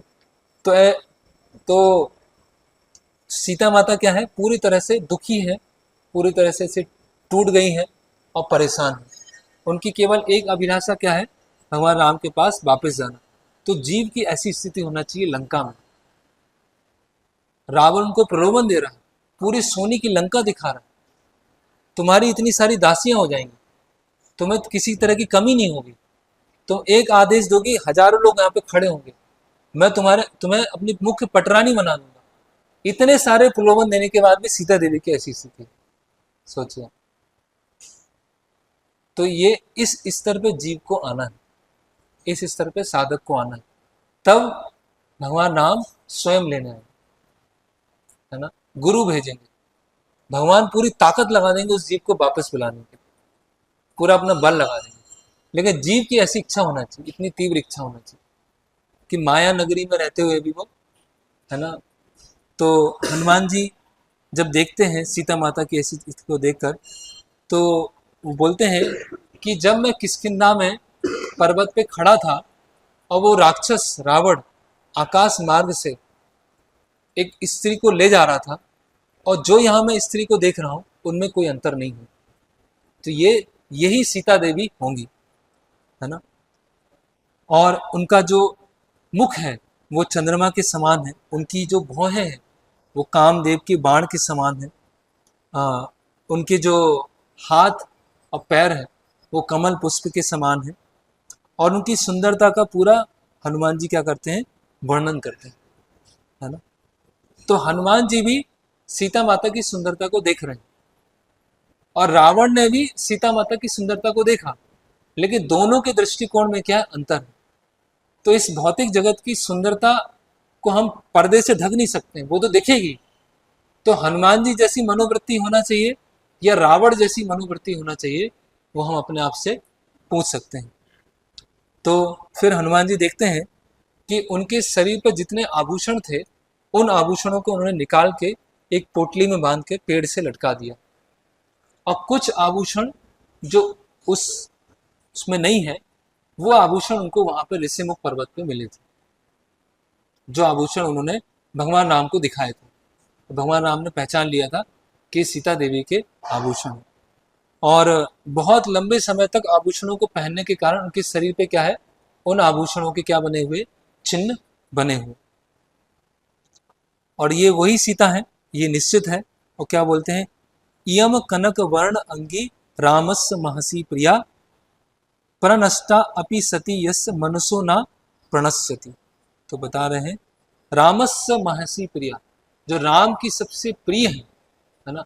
अब तो संस्कृत श्लोक है ना, तो हमें अनुवाद जानने की आवश्यकता पड़ती है, इतने डल हेडेड है। तो रामस्य महसी प्रिया, जो राम की सबसे प्रिय है वो है ना। प्रणश्यता अपि सती यस्य, जो सती है भगवान राम की प्राण के समान है ना। तो भक्त जब सीता देवी को देखते हैं तो कैसे देखते हैं, वो भगवान राम की संपत्ति, किसी भी सुंदरता को देखते हैं वो किस तरह से देखते हैं, ये भगवान के लिए है, भगवान के आनंद के लिए, भगवान के भोग के लिए, है ना। और यहाँ हनुमान जी बोलते हैं अस्य देव्या यथा रूपम अंग प्रत्यंग सौष्ठितम रामस्य चा यथा रूपम तस्य इयम असित इक्षण। कि ये वही स्त्री है जिनके लिए भगवान राम ने विलाप किया। जो पूर्ण पुरुषोत्तम भगवान है, जो धीर हैं, जो हर परिस्थिति में शांत रहते हैं, वो इतने व्याकुल हो गए, इतने व्याकुल हो गए। तो अब मुझे समझ में आया कि भगवान राम क्यों व्याकुल हुए थे। अब मुझे, पहले मुझे संशय था कि भगवान राम इतने परेशान क्यों हैं, लेकिन मुझे अभी संशय चला गया जब मैंने सीता देवी के दर्शन किए, है ना। और बोलते हैं दुष्करम कुरुतो रामो इमं मत्त कांसिनम, कि भगवान राम ने इतना बड़ा दुष्कर कार्य किया। क्या दुष्कर कार्य किया है कि सीता देवी से दूर रहने के कारण अभी भी वो जीवित है। सीता देवी इतनी महान है, इतनी महान है कि उनसे दूर रहकर भगवान राम अभी भी जीवित हैं। इतना बड़ा दुष्कर कार्य भगवान राम ने किया। जी हाँ, इतना इतना कष्ट सहा है, इतना पीड़ा सहा है, इतना दुष्कर कार्य भगवान राम ने किया है ना। और वहां बताते हैं हनुमान जी, एवं सीताम तवा दृष्टा हृष्टा पवन संभवा जगाम मनसा रामम प्रासस्मम चातम प्रभु। तो वो अपने मानसिक रूप से हनुमान जी अपना सिर जो माता जानकी है उनके चरणों में रखते हैं कि मेरा इतना सौभाग्य है कि मुझे सीता देवी के दर्शन करने का अवसर, सुअवसर मिल पाए ना। तो फिर हनुमान जी बोलते हैं कि यही सीता देवी हैं जिनके लिए भगवान राम ने बाली को मारा, कमंद को मारा, विराट को मारा, खरदूषण को मारा। तो उसमें कोई आश्चर्य की बात नहीं है। सीता देवी के लिए भगवान राम कुछ भी कर सकते हैं, है ना। फिर सीता माता की जो चरणों की एक धूली है, उसका एक जो कण है, वो भी तीनों ऐश्वर्यों के सामने कुछ भी नहीं। उनकी एक जो धूली है, राज्यम व त्रिषु लोकेषु सीता व जनक आत्मजा त्रिलोक्यम राज्यम सकलम सीताया ना आपनोति कलाम। तो हनुमान जी बोले, बहुत इंपॉर्टेंट श्लोक है कि सीता देवी के पैरों की डस्ट का एक कण भी तीनों लोगों के सुख से, समृद्धि से अधिक महान, उससे तुलना नहीं की जा सकती। तुलना किनकी की जाती है? जो एक दूसरे से मिलते जुलते हैं, लेकिन की तुलना ही नहीं की जा सकती। और बोलते हैं कि सीता देवी, जो जनक महाराज ने जब हल चलाया था तो वहां पर सीता देवी की प्राप्ति हुई थी। तो वो दशरथ महाराज की कौन है? वधू है, और राम की प्रिया है, और जनक महाराज की पुत्री है। और किस तरह से सभी तरह के आराम, सभी तरह के लग्जरी को छोड़कर अपने पति के साथ में वो जंगल में आई, और उनका सुख किसमें है? केवल राम की सेवा करने में, और धर्म के रास्ते से थोड़ी भी इधर उधर मतलब वो हिली नहीं है, अडिग है। तो सीता माता के गुण जो है, वही एक जीव जो भगवत धाम जाना चाहता है उसमें ऐसे गुण होना चाहिए, यही गुण होना चाहिए। और राम से जब वो मिलेंगे तो बहुत प्रसन्न होंगे, है ना। वो सीता माता इसीलिए यहाँ पर जीवित हैं क्योंकि वो, उनकी इच्छा है कि वो भगवान राम से स्वयं वो खुद मिलेंगी। उनका हृदय, उनकी आत्मा, उनका पूरा अस्तित्व पूरे राम के चारों तरफ घूम रहा है। और फिर से वही एक बार फिर बोलते हैं, दुष्कृतम कुरुतो रामो हीनो यत अन्या प्रभु धारयन्ति आत्मनो देहम ना दुखेन अवसीदति। तो भगवान राम ने बहुत बड़ा दुष्कर कार्य किया। क्या दुष्कर कार्य किया है?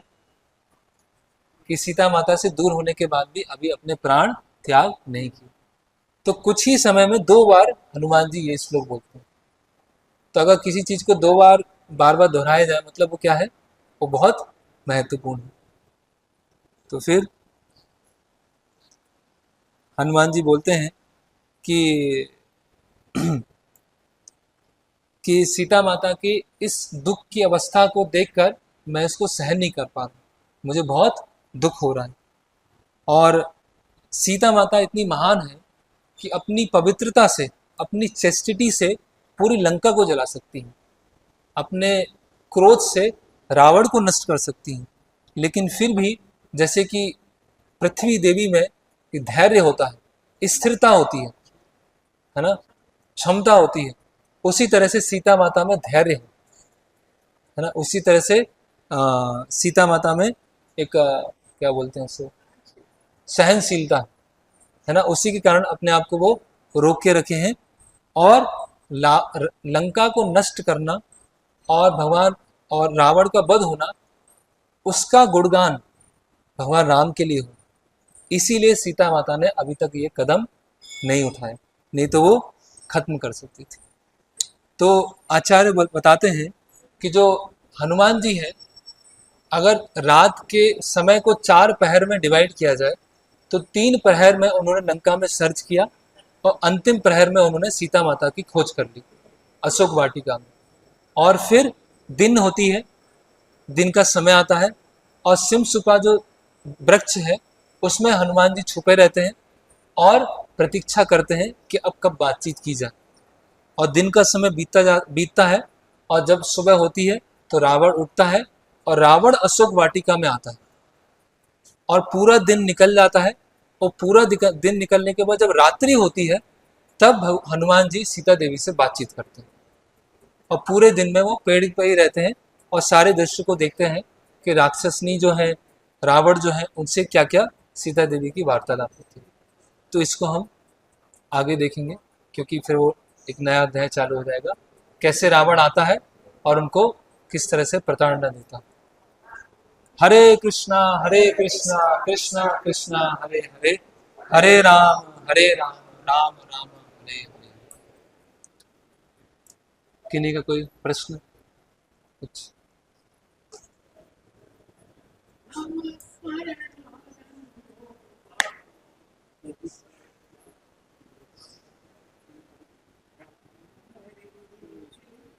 हाँ?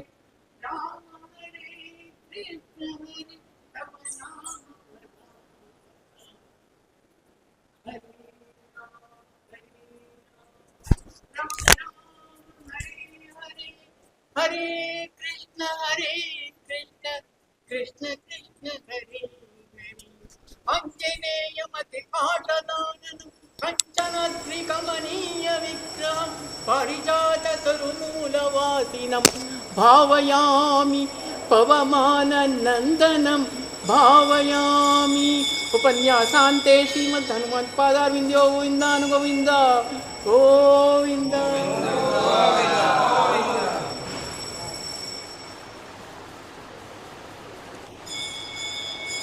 सेवा करनी चाहिए तो, लेकिन आप उसमें बोलोगे कि आर्टिफिशियल नहीं होना चाहिए। लेकिन उस जिस भक्त के प्रति उस समय उद्वेष है तो मतलब उस आर्टिफिशियली आएगा ना जब शुरुआत में, क्योंकि उस समय तो जिस सेवा भाव से सेवा नहीं करेंगे हम, जो भी करेंगे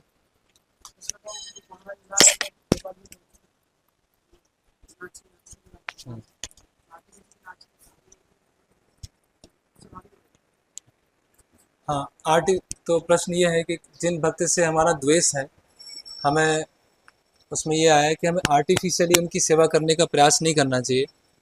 तो आर्टिफिशियल मेरे कहने का उद्देश्य ये था कि केवल ऐसा नहीं कि हम दिखाने के लिए कर रहे हैं, वास्तव में उस द्वेष से हम निकलना चाहते हैं, तो अभी वो हमारे लिए स्वाभाविक नहीं है, इसीलिए हमें एक करना पड़ रहा है। तो वो ठीक है, वो अच्छा है। जैसे कीर्तन में नाचने में अच्छा नहीं लग रहा है, लेकिन नाचेंगे तो वो आनंद आएगा। तो इसी तरह से अभी सेवा करने की इच्छा नहीं हो रही है, लेकिन ठीक है, उसको एक औपचारिक तरीके से करते रहें, तो करते रहेंगे तो वो स्वाभाविक हो जाएगा। इस तरह से दे सकते। हाँ,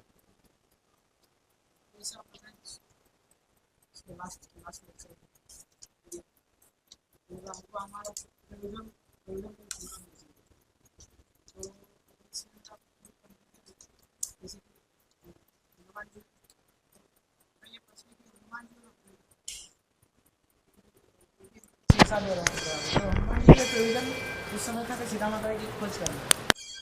तो फिर उसमें जैसे आप बताए थे कि हनुमान जी ने क्या किया, अपने प्रयोजन को गुरु की अपने भगवान की प्रसन्नता के लिए प्रयोजन को उन्होंने चेंज कर दिया। जैसे सीता माता की खोज करना था, जैसे कुछ पॉइंट बता रहे थे ना, करने से नहीं, उसमें ये था कि हनुमान जी ने सोचा था कि पहले तो ये था कि सीता माता की खोज करना है, उनसे संदेशा लाना है और फिर भगवान राम को बताना है। फिर हनुमान जी ने स्वयं सोचा कि मैं सीता देवी को खुद लेके आ जाऊंगा, चाहे वो स्वर्ग में भी होंगे तो वहां से लेके आऊंगा। तो सीता माता को जो लेके आऊंगा वो हनुमान जी ने चेंज किया था। बाकी सीता माता का पता लगाना है, संदेशा लाना है, भगवान राम को भेजना है, वो तो जो आदेश दिया गया था वही पूरा करना है।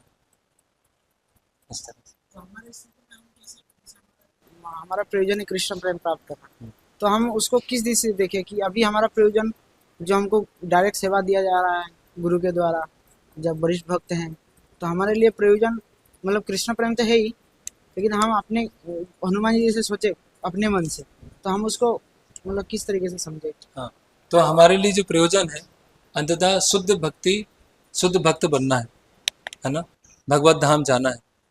तो भगवत धाम जाने के लिए भगवान को प्रसन्न करना है ना। भगवान एक व्यक्ति है और भगवान कैसे प्रसन्न होंगे? गुरु के माध्यम से प्रसन्न होंगे।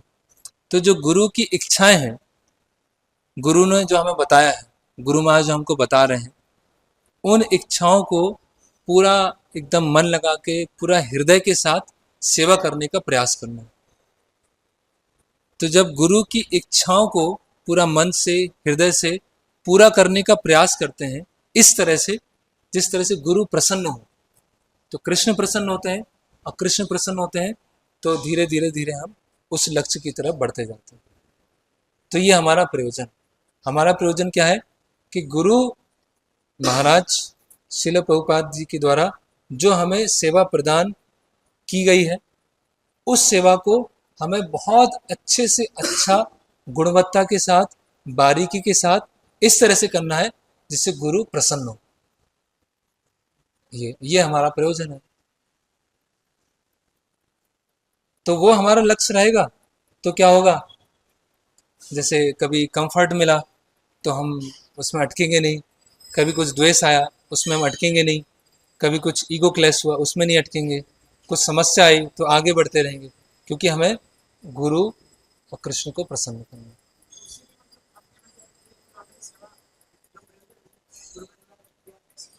हम्म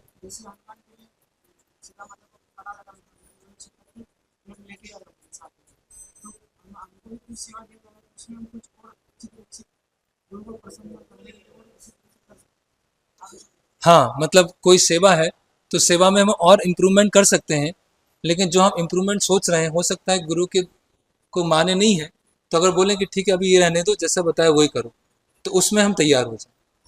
वो एक बहुत छोटा पॉइंट था। वो मुख्य पॉइंट तो ये है सीता माता का पता लगाना और भगवान राम को संदेशा देना। उसमें हनुमान जी ने ऐसा सोचा, लेकिन उस सोच को उन्होंने फिर बदल दिया। तो अभी हमें सेवा है वही कर रहे हैं, वही सेवा लेके चले हैं, लेकिन हमने अपने मन से कुछ सोचा कि नहीं इसको मैं और अच्छी गुणवत्ता से करूँगा। अगर वो गुरु के अनुसार एक जैसा है तो उसको हम कर सकते हैं। अगर गुरु महाराज बोल रहे हैं कि नहीं ये ठीक नहीं है, आप ये कीजिए, तो वैसे करते रहें। वो एक छोटा सा डिटेल है बस।